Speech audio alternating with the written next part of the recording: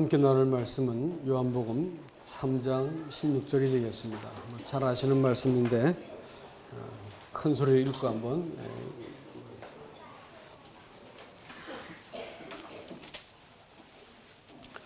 요한복음 3장 16절입니다. 다 같이 한번 읽어보시면 좋겠습니다. 시작. 하나님이 세상을 이처럼 사랑하사 독생자를 주셨으니 이는 누구든지 저를 믿는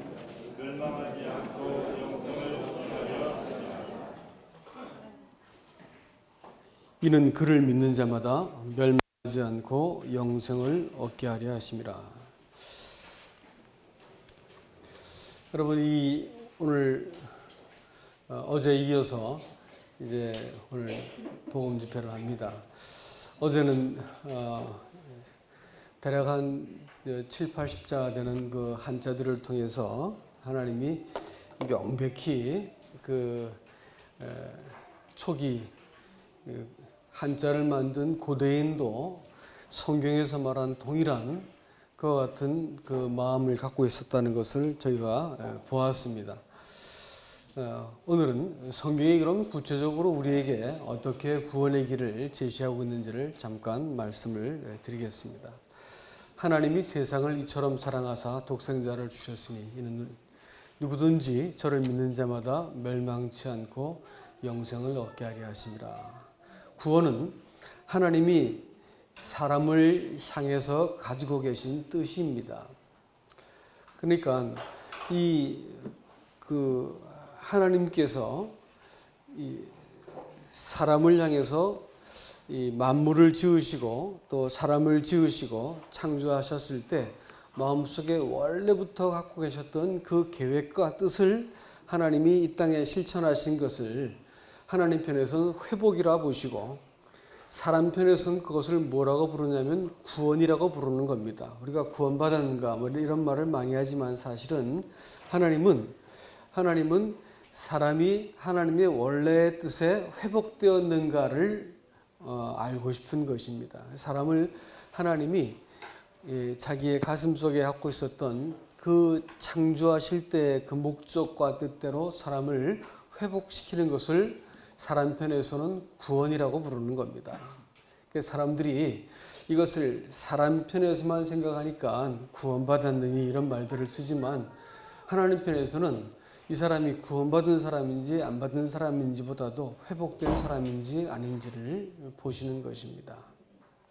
그래서 사람을 하나님께서 처음 지으실 때 이 선과 악을 선택할 수도 있고 또 하나님 자신을 선택할 수도 있는 이런 인격적인 존재로 사람을 만드셨습니다.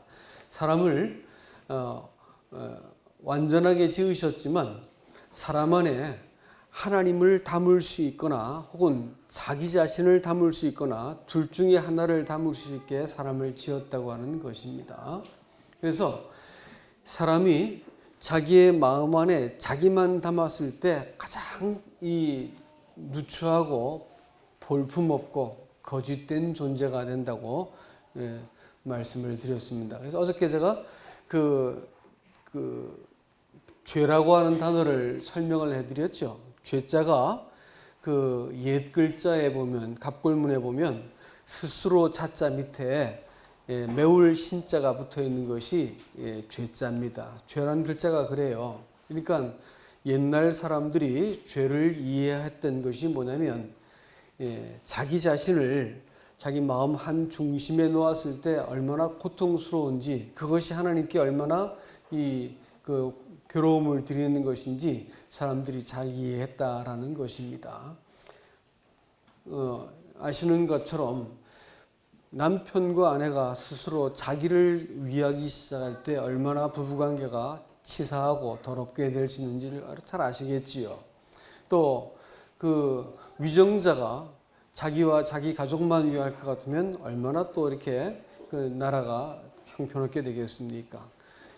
부모가 자식에 대해서 더 이상 자식을 희생적으로 사랑하지 않을 때 그 집은 두 번 볼 것도 없이 아주 황폐하게 바뀔 것입니다. 사람이 자기를 목적으로 하는 인생은 얼마나 이것이 추악한지를 우리는 조금만 생각해 보면 아는 것입니다.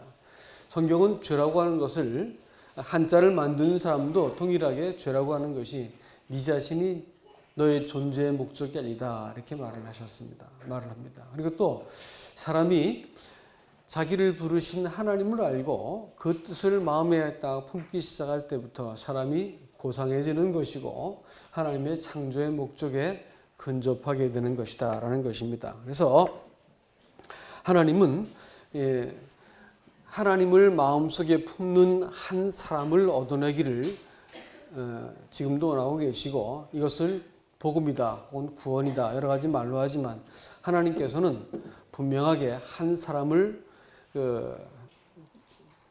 우리의 마음에 하나님을 담고 하나님은 우리 자신을 오롯이 담는 이 관계, 이것을 우리는 영생이라고 부르는데 이 관계를 얻어내기 위한 회복의 일들을 지금도 하고 계시고 오늘 그것에 대해서 말씀을 드리게 될 것입니다. 그래서 사람이 예수 그리스도를 통해서 하나님과 화목하고 하나님을 닮는 여러분이 꼭 될 수 있기를 바랍니다. 그래서 하나님께서는 사람이 바른 선택을 할 수 있게 하기 위해서 실패하시는 것을 허락하셨습니다. 사람이 선악을 아는 나무의 열매를 따먹는 것을 허락해 주셨죠. 어저께 그 열매 과자에 붙어 있는 수많은 글자들이 실제로 에덴 동산에서 일어났던 그 사건을 정확하게 묘사하고 있다는 것을 여러분께서 보셨을 것입니다. 한자를 만드신 분들이 그 사건을 정확히 알고 있지 않고는 그와 같이 정교하게 문자를 만들어낼 수가 없었을 것입니다. 자, 그런데 거기에서 이 실패를 하고 나니까 자기들의 실패가 얼마나 쓰디쓴 고통을 갖고 오는지를 그들을 하여금 겪게 만드셨습니다. 그래서 사람이 범죄했을 때 그 존귀한 신분과 위치에서 떨어져 가지고 사람이 고깃덩어리가 되고 흙덩이가 되고 또 사단의 허수아비가 되어 가지고 인생을 허무하게 살게 만들어 놓으셨고 또 찌르는 가시처럼 인생을 고통스럽게 만들었습니다. 여러분 그런 경험 해보셨습니까? 사람이 너무 아프게 자기를 찌르는 것들 경험해 봤습니까? 사람 만나는 게 무섭고 사람이 너무 자기를 아프게 찌르기 때문에 사람과 이렇게 다가서는 것이 고통스럽다는 느낌 혹시 가져본 적이 있습니까? 성경은 그렇게 말하고 있습니다. 내가 결국은 이 땅에서 먹고 사는 문제는 그건 저 가난한 나라 사람들은 그게 치열한 문제지만 대부분의 사람들은 하나님께서 풍성하게 먹을 것을 주셨기 때문에 먹고 사는 문제는 큰 문제가 아니고요. 사람한테 제일 큰 문제는 뭔지 아십니까? 사람과 사람의 문제입니다. 관계의 문제일시다. 그러니까 인간이지요. 사람들이 사람과 사람의 관계 속에서 그 사람이 나를 찌르지 않게 만드는 것만 가지고도 큰 복입니다. 근데 이게 찔리게 돼 있거든. 가시와 엉겅퀴가 사람의 범죄의 결과로 난 그 소산이라는 것을 어저께 제가 한자로 설명해 드렸죠. 이 형극이랑 가시나무와 엉겅퀴라고 하는 것은 찌르는 그것은 범죄한 사람에게 필연적으로 따라붙는 거예요. 그래서 사람이 나를 괴롭게 하면 이익이 나를 괴롭게 하는 게 아니라 사람이 나를 괴롭게 하는 거예요. 고통스러워요. 부모가 자식이 남편과 아내가 원수가 되는 거예요. 찌르고 고통을 주고 아프게 하고 낙심시키고 이런 일들이 이 세상 사는 것에 얼마나 많이 있어요. 유행가를 한번 들어보세요. 그렇게 아름다워야 될 사랑이 그렇게 쓰디쓴 다양한 노래로 여러분 유행가가 마르지도 않고 계속해서 만들어지고 사람들이 부르고 있지 않습니까? 마땅히 사랑해야 될 관계인데 그 사랑이 나를 찌르는 거예요. 자, 이런 것들이 사람으로 하여금 인생은 아무리 살아도 허무한 것이구나, 헛되다라는 것을 하나님이 깨닫게 만드십니다. 그리고 나서 사람으로 하여금 이 고통스러운 인생을 내가 잘못되었구나, 내가 선택을 잘못했구나라는 것을 느끼고 하나님께 돌이키도록 하나님께서는 배려해 주신 것이고요. 하나님은 사람을 향해서 즉시로 구원자를 보낼 것을 예고하셨습니다. 그래서 여자의 후손이 오셔가지고 뱀의 머리를 깨뜨리고 사람을 그 심판으로부터 형벌로부터 사람을 구원하실 것을 예고하신 것입니다. 이것이 하나님께서 이 일들을 하시기 위해서 구원을 계획하시고 또 하나님 편에서 회복을 계획하셔가지고 사람한테 이렇게 보여주신 것이 복음이라고 말씀을 드렸습니다. 그러니까 여러분 복음을 받아들였다, 구원을 받았다 이런 말들을 하나님 편에서의 언어를 가지고 얘기를 해볼 것 같으면 이렇게 됩니다. 사람들은 내가 구원받았다, 내가 구원을 받았다든지 또 혹은 뭘 깨달았다든지 또 하나님의 사랑을 이해했다든지 내가 어찌 무엇을 한다든지 내가 또 무엇인가 좀 더 나은 상태가 된다든지 내가 또 무엇을 소유하면 내 구원을 받을 것이다 이렇게 생각을 합니다. 이것이 오늘날 사람들이 이 복음을 이해하는 데 가장 커다란 장애물입니다. 내가 좀 더 잘해야 된다거나 내가 좀 더 잘 깨달아야 된다거나 혹은 내가 어떤 상태가 되어야 된다거나 내가 어떤 확신을 꽉 붙들어야 된다거나 이렇게 하면 내가 구원을 받을 것이다 생각하는 것은 순전히 사람 편에서의 착각입니다. 아니에요. 하나님은 하나님이 세상을 이처럼 사랑했다 했으니까 하나님 편에서의 갖고 있던 계획과 뜻을 사람한테 펼쳐 보인 것이기 때문에 사람이 해야 될 것이 아무것도 없습니다. 하나님이 무엇을 하시는지를 잘 알고 하나님의 마음이 무엇인지를 알면 구원이 이루어지는 것이지 내가 어떤 상태가 되어지고 내가 무엇을 꽉 확신을 하고 내가 무엇을 붙들려고 드는 그것은 오해를 하시는 거예요. 구원은 그렇게 주어지는 것이 아니라는 것을 먼저 기억을 하셔야 됩니다. 구원은 뭐라고요? 하나님께서 하신 일입니다. 하나님께서 마음의 뜻은 품으신 뜻입니다. 하나님께서 갖고 계신 작정이세요. 우리가 이 하나님의 뜻과 작정을 잘 이해하면 구원을 받을 수 있는 것입니다. 아시겠죠? 어떻게 사람을 구원하시는가? 세상을 이처럼 사랑했다 이렇게 말했습니다. 세상을 사랑했다 이렇게 말할 때 세상이라고 하는 것은 우리가 아는 대로 뜻이 여러 가지 있죠. 우주 만물을 가지고도 세상이라고 말하고 사람을 말할 때도 세상이라고 말합니다. 오늘 여기 나온 단어는 사람을 일컬어서 쓰는 말이죠. 하나님께서는 사람이 먼저 범죄해서 하나님과 분리된 상태에서 사단의 지배를 받게 되어진 허수아비가 되어진 사람의 상태에 대해서 아주 낱낱이 알고 계십니다. 무슨 뜻이냐면 하나님 떠난 인생이 아무리 메이크업을 잘하고 명품을 걸쳐도 하고 있는 짓이 무슨 짓을 하고 있는지 잘 안다는 거예요. 마음속에 들어있는 것이 뭔지 아주 잘 안다는 것입니다. 얼마나 망가진 인생인지, 얼마나 추악한 것을 품고 있는지, 얼마나 실망스러운 존재인지를 하나님께서 여러분보다, 나 개인보다 하나님이 더 잘 아셔요. 왜냐하면 하나님과 단절되어 있기 때문에 어떠한 선도 행할 능력이 사람 자체에게는 전혀 없습니다. 그리고 성경 에베소서 2장 1절과 2절에서는 영적인 배후가 있어가지고 불순종의 자식들, 하나님을 아버지라고 인정하지 않는 사람들의 배후에서 사단이 조종하기 때문에 사람이 그렇게 끔찍한 짓을 저지를 수 있고 짐승도 감히 상상도 할 수 없는 짓을 사람은 얼마든지 그것을 저지를 수 있고 내가 들키기 전까지는 뻔뻔스럽게 얼굴에 그 웃음을 지으면서 내가 아무 일도 없었던 것처럼 앙큼하게 처신할 수 있는 게 그게 사람입니다. 근데 이 사람이 왜 그렇게 잔인하고 위선적이고 부패하고 가증할 수 있는가? 성경은 우리의 죽은 사람들, 하나님을 아버지라고 인정하지 않는 사람들의 영적인 배후가 있다고 명백히 말하고 있기 때문에 그러하다라는 것이지요. 그래서 이 하나님이 이렇게 사람이 어느 날 문득 우리의 양심을 통해서 이성을 통해서 내가 이렇게 살아도 되는가라고 하는 이 자기 발견, 자책감, 자기 성찰을 하나님께서 반드시 하게 만든다는 것입니다. 내가 이렇게 살아도 되는가? 이거 좀 잘못된 거 아닌가? 인생을 다시 살고 싶다. 이런 어떻게도 상담을 하면서 얼핏 그런 얘기하니까 정말 이렇게 감정이 복받치는 걸 봤어요. 사람이 아무리 근사해도 하나님 없이 산 인생을 가지고 얘기하면 인생 혹시 다시 시작하고 싶으면 그런 마음 안 드셔 그러면 얼굴 표정이 순식간에 어두워지면서 그렇다고 얘기합니다. 누구든지 이따가 상담해 보면 누구든지 다 그런 말을 하더라고. 하나님 없는 인생이라고 하는 것은 두 번 볼 것이 없습니다. 죽은 자이기 때문에 그렇고요. 사단이 배우기 때문에 그런 것입니다. 어쩔 수가 없는 것이 사람이 그 같은 관심을 갖고 있는 그런 존재다라는 것입니다. 그래서 사단이 사람의 마음속에 헛된 욕망을 부추기고 사람 안에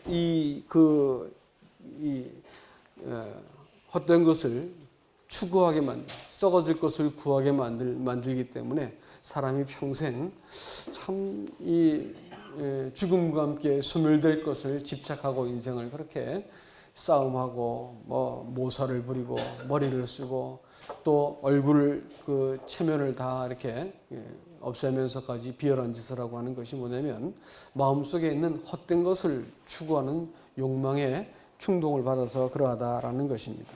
그러니까 하나님이 이러한 사람을 어떻게 하냐면 사랑했다라고 성경은 말하고 있습니다.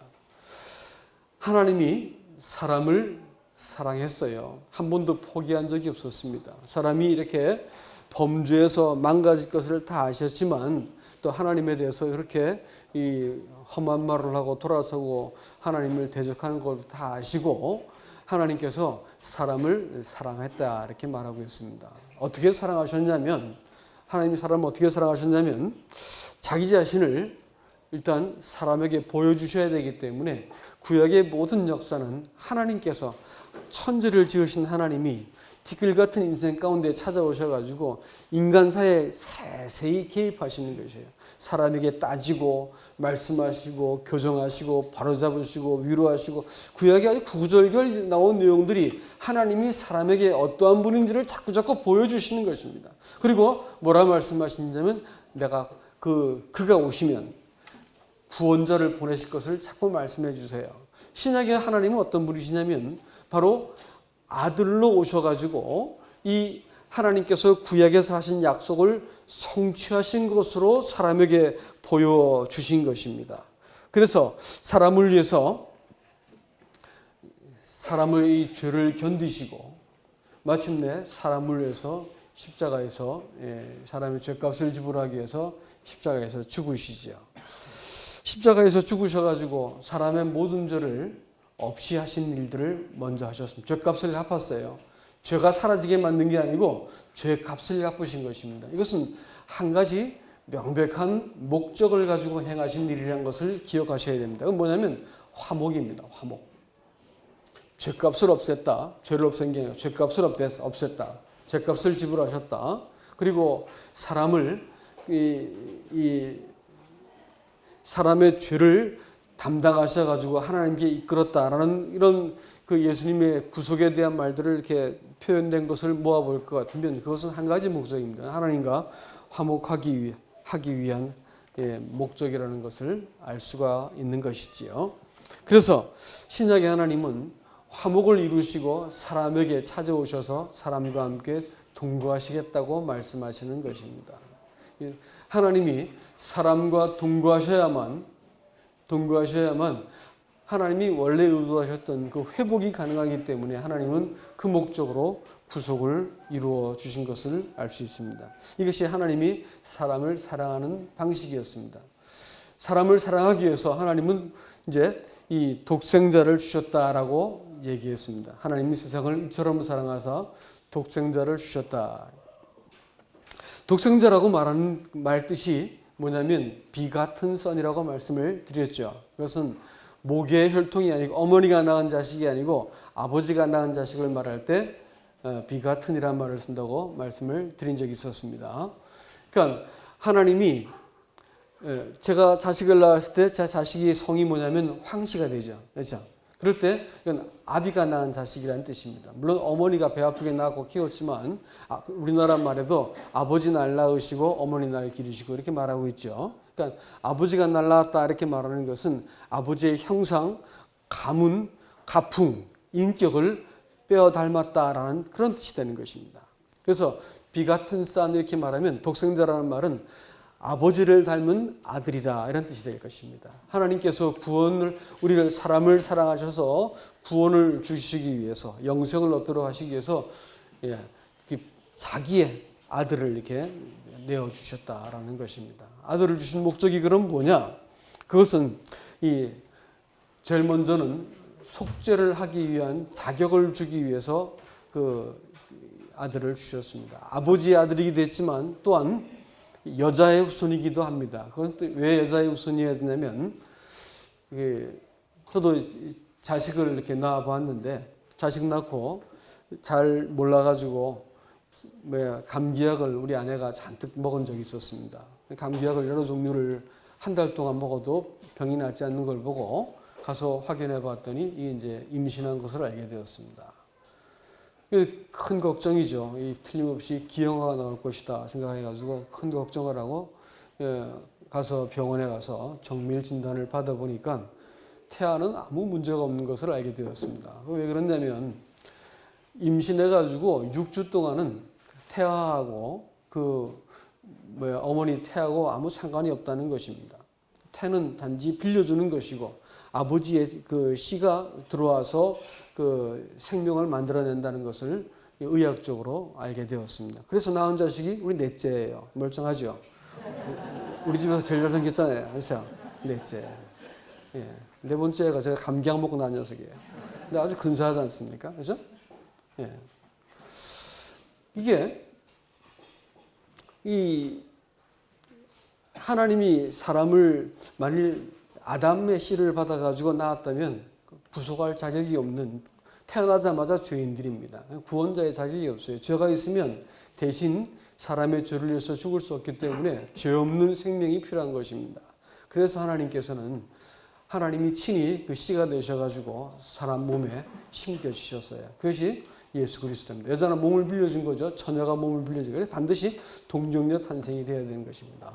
예수님께서 그래서 아버지의 아들이기도 하지만 동시에 여자의 후손이기도 하다는 것을 우리에게 보여주고 있고, 여자의 후손을 보낼 것인데 창세기 3장 15절에서 그가 내 머리를 깨뜨릴 것이다 이렇게 말을 했습니다. 사단의 머리를 깨뜨린다고 하는 것은 지배권을 말하는 것입니다. 모든 사람은 사실은 사단에게 속고 사단의 지배를 받기 때문에 사단이 이렇게 사람들이 끔찍한 짓을 하고 살고 있고, 속아가지고 내일 모레 죽을 사람이 갑자기 월급 60만 원 할 때 300만 원짜리 노트북을 사더라고요, 할아버지가. 그래서 저게 왜 하셨어요? 아, 재밌잖아. 그 비싼 거, 당시 도시락 것은 제일 비싼 거였는데 그걸 사더라고요. 그래서 왜 저러시나 봤는데 얼마 후에 돌아가셨어요. 사람 마음속에서는 생각이 자기는 안 죽을 거라 생각하는 거죠. 예? 자기 인생은 끝이 없다 생각하고 거기에 대해서 계산을 할 줄 모르는 거예요. 늙어서 이렇게 여러 가지 몸에 이상이 온 것을 보는데도 불구하고 300만 원 하면 지금 한 8, 900만 원 될 거예요. 비싼 그 컴퓨터를 이렇게 사더라고요. 참 보면서 사람이 참 어리석구나라는 것을 옆에서 보니까 알겠어요. 사는 사람들은 그런 생각 안 하겠죠. 근데 옆에서 보니까 참 어리석다. 돌아가실래 얼마 안 되는데 저 비싼 걸 사실까 생각이 들었어요. 사람들이 이렇게 어리석게 인생을 사는 것이 왜 그런 줄 아십니까? 속아서 그런 거예요. 사단이 사람을 속이고 또 욕망을 충동질러 살기 때문에 인생이 참 이렇게 모순되게 살고 있다는 것을 여러분 기억하셔야 된다고 하는 것입니다. 그래서 사단이 사람을 지배하는 이 권리를 깨뜨리고 더 이상 사람을 지배하지 못하게 해야만 사람을 구원할 수 있기 때문에 예수님께서 이 땅에 이 사람을 대표해서 사람으로 이 땅에 태어나신 것입니다. 그래서 십자가에서 죽으실 때 혼자 죽으신 것이 아니고 모든 사람을 대표해서 십자가에서 죽으셨다고 성경은 저희들에게 말을 해주고 있습니다. 그래서 사람이 이 구원을 얻는다고 말하는 것은 더 이상 사단이 나를 지배할 수 없는 그 신분 속에 들어간다라는 말입니다. 이 말을 사람 편에서 이해를 할 것 같으면 이렇습니다. 그것은 사람이 예수 그리스도의 통치를 받기 시작하기 때문에 더 이상 사단이 나를 유혹하고 공격을 해도 내가 이길 수 있는 근거와 힘을 얻게 되었다라고 설명할 수가 있는 것이에요. 구원받는다고 하는 것은 나 그때 구원받았어 이런 말씀이 별로 좋은 말이 아니라고 말씀을 드렸죠. 구원은 그렇게 받는 게 아니고 물론 계기는 있지만 구원은 이 구원자를 마음속에 모시는 문제입니다. 마음속에 모셔가지고 이 독생자가 비 같은 선, 아버지를 닮은 아들을 보내신 것은 우리를 그 아들같이 살게 하시려고 아예 그 아들이 내 죄를 다 가져가셔서 하나님과 화해를 시키시고 아예 내 마음속에 들어오셔가지고 사람과 함께 동거하시면서 사람을 다스리시고 인도하시고 보호하시는 관계를 맺게 되었다라고 말하는 것을 구원이라고 말하는 것입니다. 이해가 되십니까? 그러니까 이 독생자를 주셨다고 말하는 것은 이 아들과의 관계를 통해 가지고 사단의 지배를 더 이상 받지 않게 되었다라는 뜻이 되는 것입니다. 그러니까 예수 믿는다고 말하는 그것을 한때 죄사함 받았다고 사람들이 기뻐하는 사람들을 참 많이 봅니다. 그런데 이 보면 전혀 하나님과 상관없는 삶을 살고 있으면서 죄사함 받았기 때문에 천국 간다고 아주 철떡같이 믿는 분들을 많이 계세요. 근데 여러분 의지할 의자를 혹시 아십니까? 의지할 의자는 의지할 의자를 한자로 쓰면 사람인 자를 쓰고 옆에 오드자를 붙이면 의지할 의자가 됩니다. 먼저 하나님이 사람의 죄를 덮으신 것을 사람이 그 곁에서 그 사실을 받아들일 때 먼저 이 구원의 첫 번째 그 단계를 들어서는 겁니다. 두 번째 믿는다라는 신자를 볼 때 신자가 옛날 글자가 여러 개 있습니다. 우리가 신자는 사람인 자를 쓰고 말씀원이 붙으면 하나님 말씀을 내가 옆에 받아들이는 걸 옆에 서는 걸 가지고 신이라 그러는데 옛날 글자를 보면 마음 심자 위에다가 아들 자자가 있다고 어저께 보여드렸죠. 마음에 아들을 모셔드리는 것이 신이라고 했고 또 다른 글자는 말씀원자 옆에 마음 심자가 있습니다. 마음 심자가 있는 거예요. 그 마음에 말씀을 두는 것을 의미합니다. 그러니까 믿는다라고 말하는 그것은 우리가 생각하는 것처럼 이해하고 깨닫는다라는 것이 아니고 아들을 또 그 말씀하신 바를 마음에 담는 것이다라는 것이에요. 말이 통하는 관계가 되는 걸 가지고 우리는 말이 통하는 관계가 우리는 관계를 맺은 사람들의 얘기죠. 저 친구는 다 친구라 해도 저 친구는 말이 통하는 친구야 이러면 어떨까요? 아주 친하다는 뜻입니다. 부부가 말이 안 통해요. 그럼 어떻게 할까요? 사는 게 지옥이요. 부부가 말이 안 통하면 사는 게 지옥입니다. 부자지간에 말을 했는데 부모와 자식이 있는데 말을 못 알아도 어떻게 할까요? 정말로 커다란 고통이 가정에 있는 겁니다. 하나님과 사람이 말이 통하는 게 뭔지 아세요? 그게 영생입니다. 영생은 하나님과 사람이 말이 통하는 거예요. 성경 말씀을 봤더니 말씀이 나를 위해서 기록한 말씀이고 나한테 말씀하고 계시고 이게 이해가 되기 시작하는 거예요. 내가 기도를 했는데 하나님께서 그 기도에 대해서 유념하고 계시다는 것을 어느 날 알게 되었습니다. 하나님과 사람이 이렇게 마음이 통하는 관계가 되는 것을 영생이라고 부르는 거예요. 그래서 하나님은 그 순종하신 아들을 이 땅에 보내셨죠. 그렇죠? 독생자를 주셨으니 이는 누구든지 저를 믿는 자마다 영생을 얻게 하려 하십니다. 이렇게 말했습니다.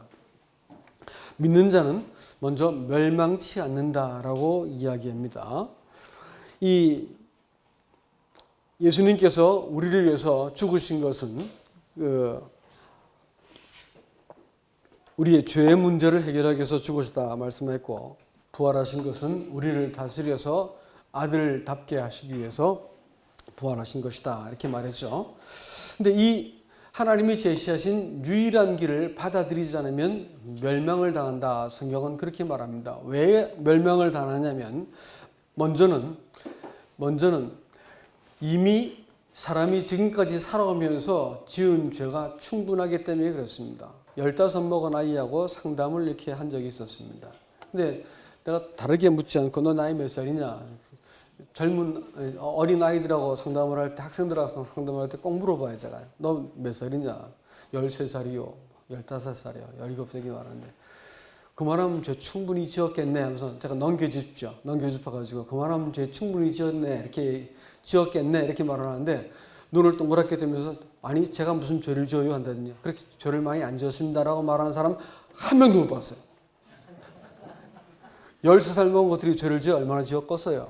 근데 12살 먹은 애들한테도 그만하면 죄 충분히 지었겠네라고 말을 했더니 아무도 제 말을 부정하는 사람을 제가 지금까지 본 40년 동안 제가 이 사람 만났는데 13살 먹은 애들도 그만하면 죄 충분히 지었겠네. 초등학교 6학년 애들만 돼도 데려놓고 그만하면 죄 충분히 지었겠네 이렇게 한번 물어보세요.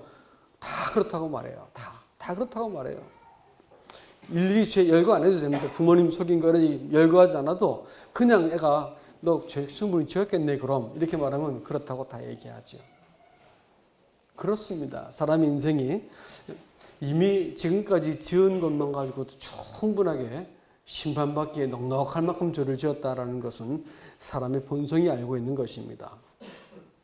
그리고 이 하나님이 그렇게 이런 사람을 위해서 구원의 길을 준비해 놓으셨는데 사람이 이 구원을 받아들이지 않을 때에는 마땅히 심판을 받습니다. 요한복음 3장 19절 20절에서는 뭐라고 말하냐면 사람들이 빛을 미워해서 빛으로 나오기를 싫어한다 이렇게 말했습니다. 왜냐하면 자기 행위가 드러날까 하여서 빛으로 나오기를 싫어한다고 성경은 명백히 말을 합니다.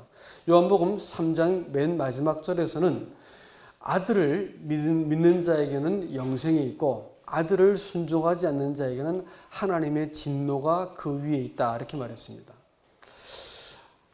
하나님의 진노, 하나님의 심판이 이미 정죄를 받았다 이런 말을 쓰는데 여러분 이 땅에서 정죄를 받습니다. 그렇지만 심판과 정죄란 말은 같은 단어고요. 형벌은 나중에 받는 것입니다. 형벌은 아직 안 받았어요. 그러나 이 땅에서 하나님의 아들을 통해서 하나님과 화해하지 않으면 하나님 앞에서 이미 정죄를 받은 사람들입니다. 이미 가진 것만 가지고도 충분히 심판받기에 충분한 사람이고 그 심판 통해서 형벌받기에 아주 적합한 넉넉한 사람이다라는 것입니다. 두 번째로는 하나님이 사람한테 이렇게 주신 이 기회와 또 이 하나님의 이 호의에 대해서 내가 거절했기 때문에 마땅히 이 심판을 받게 된다는, 형벌을 받게 된다는 것이고 마지막으로는 이 사람이 하나님으로 인정하고 하나님을 마음에 담고 하나님이 창조의 원형대로 사람을 회복하고 싶어 하셔서 사람을 다스리기 위해서 사람 가운데 오시고자 하는데 하나님의 권위와 그 다스림을 거절했습니다. 그래서 그 자체가 성경은 죄라고 말을 하고 있습니다. 마음에 자기 자신을 둔 것이 죄고요.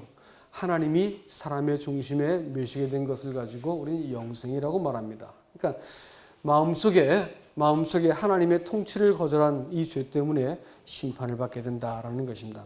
그래서 저를 믿는 자는 멸망치 않는다는데 저를 믿지 않으면 멸망을 당한다. 심판받는 것은 이미 이 땅에서 받는 거고 영원한 형벌을 받게 된다라는 것입니다. 믿는다는 말을 조금 더 설명을 드리겠습니다. 이 본문의 말씀을 잘 보면 하나님이 세상을 이처럼 사랑하사 독생자를 주셨으니 이는 누구든지 저를 믿는 자마다 이렇게 했죠. 멸망치 않고 영생을 얻는다. 문장을 잘 생각하시면 여러분 잘 보세요.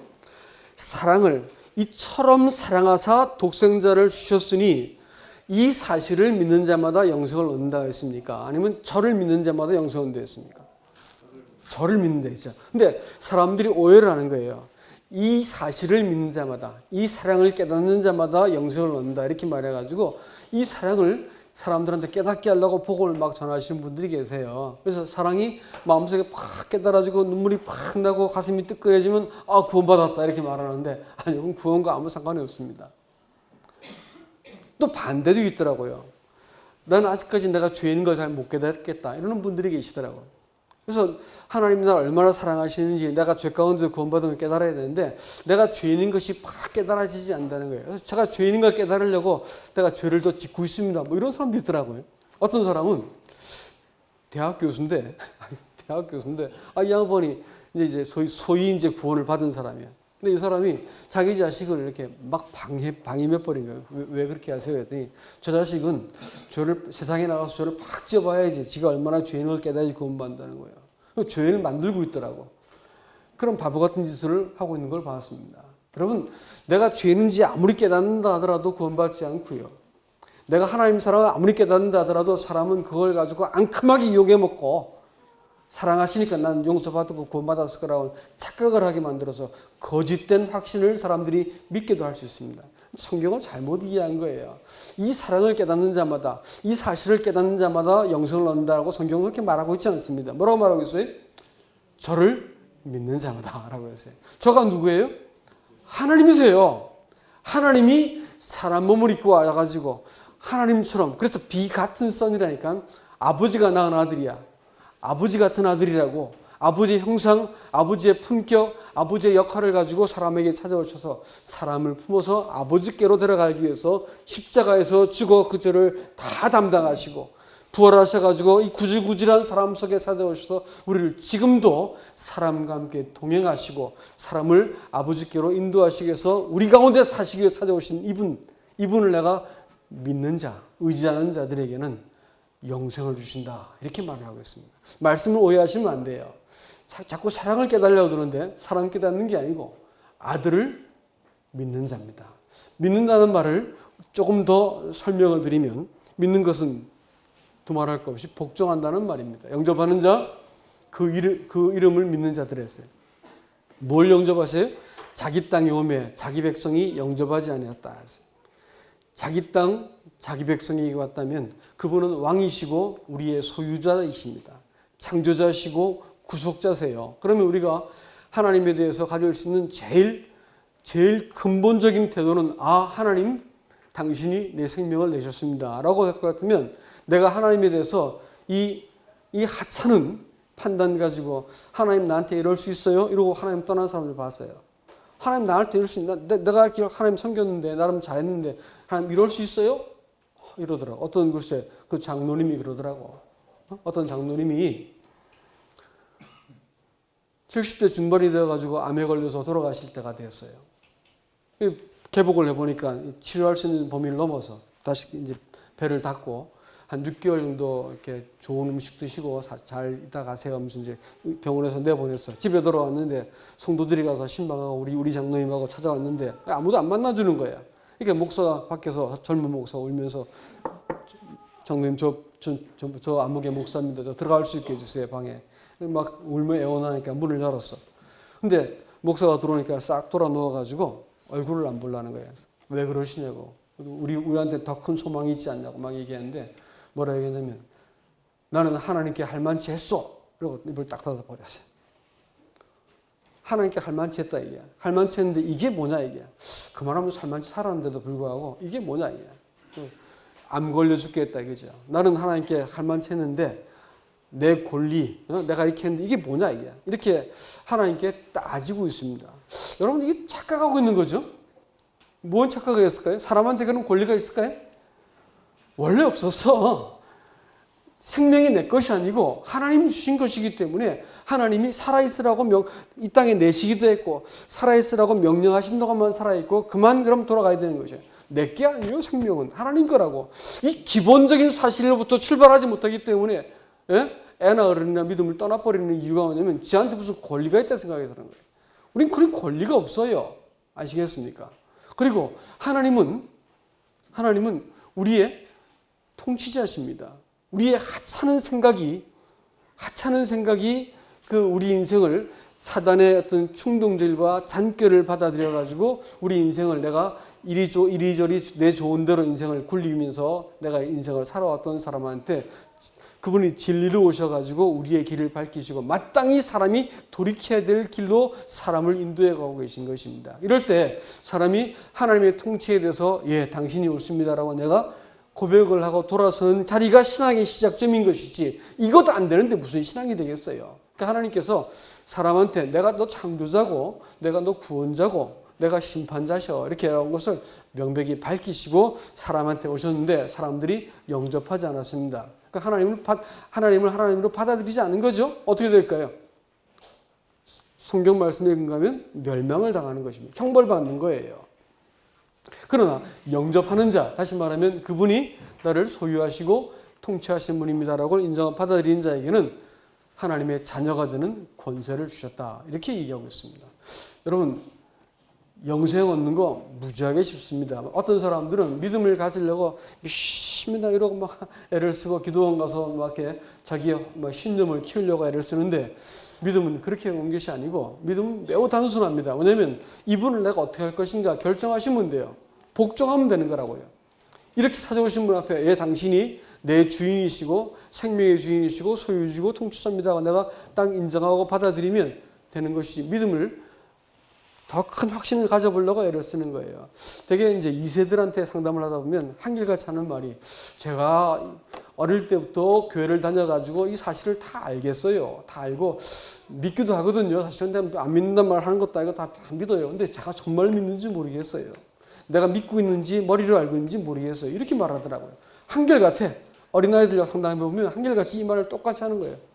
똑같이 내가 믿고 있는지 알고 있는지, 지적인 동의를 하고 있는지, 내가 정말로 믿음을 가졌는지 모르겠다 그런 거예요. 이건 복음을 잘못 들어서 그렇습니다.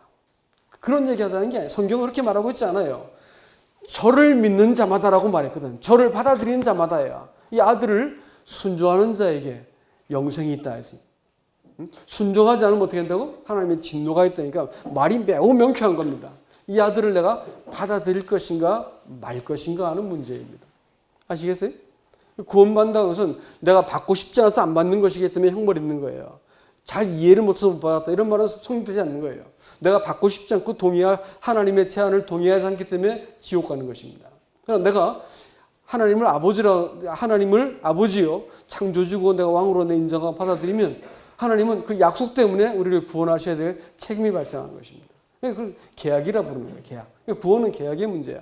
하나님하고 이 계약을 맺어가지고 우리 평생 하나님을 아버지라 인정하고 내 인생을 살아가는 것. 하나님께서 우리 인생의 구원자가 되셔서 내 인생을 개입하시게 되는 것을 영생을 얻었다. 이렇게 말하는 겁니다. 복잡하지 않죠? 매우 단순한 문제입니다. 많은 사람들이 믿음을 더 가지려고 애를 쓰고 내가 죄인 되려고 애를 쓰고 하나님의 사랑을 깨달으려고 하는 이 잘못된 복음의 풍조 속에서 사람들이 헷갈리고 있는데 그건 구원이 아닙니다. 그렇게 해서 막 깨닫고 막 눈물을 줄줄 흘리고 막 사랑 때문에 뭐 사랑해요 별 얘기 다 해도 그건 구원과 아무 상관이 없는 얘기입니다. 구원의 문제는 이 하나님의 아들에게 내가 어떻게 복종할 것인가의 문제인 거예요. 복종해서 내가 받아들여서 약속이라는 관계가 발생할 때 하나님께서 맹세로 내가 널 구원하겠다 말씀하셨고 이 관계 안에서 우리를 고쳐가시는 것은 성령의 사역이고 하나님의 아들은 대제사장이 되어가지고 우리를 계속해서 중보하는 관계 속에 우리를 딱 집어넣겠다는 거예요. 이게 확실한 구원이지. 내가 어머 하나님 감사합니다 눈물을 펑펑 흘렸는데 그 다음 날이니까 눈물이 마르고 나니까 내가 그랬었나? 이래가지고 감정이 오고 싹 날아가 버렸어. 그러면 내가 구원받았는지 안 받았는지 죄 몇 번 짓고 나면 글쎄 그때는 뭐 내 눈물 좀 흘렸는데 구원받았는지 안 받았는지 모르겠걸랑요. 뭐 이렇게 되는 거야. 구원은 사람한테 나오는 게 아닙니다. 하나님이 행해요. 하나님의 계획이라니까. 하나님의 뜻이고 작정이고 하나님의 경륜이요. 주셨다고 했으니까 내가 그것을 어떻게 그 아들을 주셨다 했으니까 이 아들에 대해서 내가 어떤 관계를 맺는가가 오늘 그 구원이 내 것, 영생이 내 것으로 받아들여지는 것이 받아지는 것이다라는 것을 여러분 기억을 하셔야 되는 것입니다. 이 영접하는 자, 그 이름을 믿는 자들에게 하나님의 자녀가 되는 권세를 주셨으니 이는 사람의 뜻으로 나지 않고 혈통으로나 육정으로나 사람의 뜻으로 나지 않고 오늘 오직 하나님의 뜻으로 났다. 하나님께로부터 났다 이렇게 말하고 있죠. 이 사람들은 내가 그때 수련회에서 복음을 들었기 때문에 구원받았어 됐어 이렇게 말하고 우리 교회 나온 사람들은 다 구원받아서 됐어 그래가지고 자기 자신과 주변 사람들의 말을 가지고 자기 구원을 확증하려고 듭니다. 어떤 사람은 육정 내가 패션입니다. 내가 이렇게 열심히 하니까 하나님께서 나를 구원해 주실 거야 생각합니다. 또 나는 구원받지 않을 수가 없어. 모태 신앙이걸라. 부모로부터 내 부모 형제 친지 안 되면 내 부인이라도 내 부인 꼬리라도 잡고 치마 꼬리 잡고 있으면 난 천국 갈 거야. 이런 사람이 실제로 있더라고요. 성경은 뭐라냐면 저를 믿는 자마다라고 말하고 있습니다. 개인적인 적용이요. 예수 그리스도에 대해서 개인적으로 어느 날 내 삶 속에서 딱 내가 무릎을 꿇고 당신이 내 주인이십니다라는 그 고백과 그 계약과 그 이 관계가 딱 설정된 그 지점이 딱 있다니까요. 얼렁뚱땅 믿어졌거나 난 처음부터 믿어졌어요 라면 가짜요 그거. 그런 믿음이 있어. 그런 건 존재하지 않아요. 나 처음부터 믿기 시작했다는 그런 말이 있어. 어느 날, 당신이 하나님이 작정하신 그 구원자셨고, 당신이 내 왕, 내 구속자시군요. 라고 내가 어느 날 무릎을 꿇고 계약 관계 속에 딱 들어가게 되는 이 선이 딱 그어진 지점이 있다니까요. 그것을 내 마음속에서 고백할 때부터 구원이 시작되는 것이 뭘 깨달았다고 그래. 뭘 깨닫기는. 깨닫는 건 불교 가사라고. 불교에서 많이 깨달아야만 도튼다니까. 도트고 싶으면 불교가 맞다니까. 그건 구원도 아니지만. 여러분, 깨닫는 게 아니요. 이 하나님이 이 구약에서 내내 자신을 보여주시고 사람의 구질구질한 일생을 다 쫓아다니면서 사랑과 도로 변론하시던 하나님께서 신약에 와서 자기의 아들의 생명을 내어주셔가지고 사랑을 확증하시고 이 모든 약속을 성취해 놓고 나서 어떻게 할래? 라고 손을 내밀었을 때 사람이 당신이 하신 구원이 맞습니다. 내가 손을 덥석 잡고 당신이 내 구원자이시오 왕이십니다. 이렇게 내가 인정하는 것이 구원의 시작이다라는 것을 알 수가 있습니다. 누구든지라고 말했으니까 아무도 여기에 대해서는 제한을 두지 않습니다. 오늘 이 말씀을 듣는 여러분들은 누구든지 다 가능한 얘기입니다. 그리고 이 고백을 내 마음속에 내 것으로 딱 받아들일 때 그때부터 하나님께서 이 관계를 시작하시고 영생을 주시겠다고 얘기했습니다. 이제 구원이 왜 약속의 관계냐? 어떤 사람과 약속을 맺게 되면 나는 끝까지 그 사람과 이 관계를 유지해야만 된다는 것을 알 수가 있죠. 하나님이 구원을 약속에 담아놓으신, 약속이라는 방식으로 주신 것은 사실 구원이라고 하는 것이 관계이기 때문에 그렇습니다. 예? 구원을 약속으로 주신 것은 구원이 관계이기 때문에 그래요. 구원이 체험이 아니에요. 자격증도 아니고요. 응? 구원받았다고 말하는 것은 어떤 확신도 아닙니다. 구원이라고 말하는 것은 하나님의 관계입니다. 그렇기 때문에 하나님의 아들을 내가 내 마음속에 이 약속을 통해서 내가 모실 것 같으면 그때부터 하나님이 나에 대해서 내 인격을 계속 주목하시고 조정하셔야 될 책임이 있는 거고 나는 하나님을 계속 주목해야 될 그 관계 속에 놓이게 된 걸 가지고 영생, 구원이라는 거예요. 그래서 하나님께서 구원을 약속으로 주기는 하시고 성경도 신약, 구약, 새 언약, 옛 언약 이렇게 말씀하시는 것이 하나님이 사람과 더불어 이 새로운 관계 속에 내가 너를 부르고 있다라고 말씀하고 있다는 것을 기억하시기 바랍니다. 말씀을 다시 한번 다 같이 한번 읽어보시면서 말씀을 맺도록 하겠습니다. 다 같이 할까요? 기억하고 계시죠? 시작. 하나님이 세상을 이처럼 사랑하사 독생자를 주셨으니 이는 저를 믿는 자마다 멸망치 않고 영생을 얻게 하려 하심이니라. 아멘. 아멘. 오늘 이 구원이 여러분 모두의 것이 될 수 있기를 주님의 이름으로 축복합니다. 이상입니다.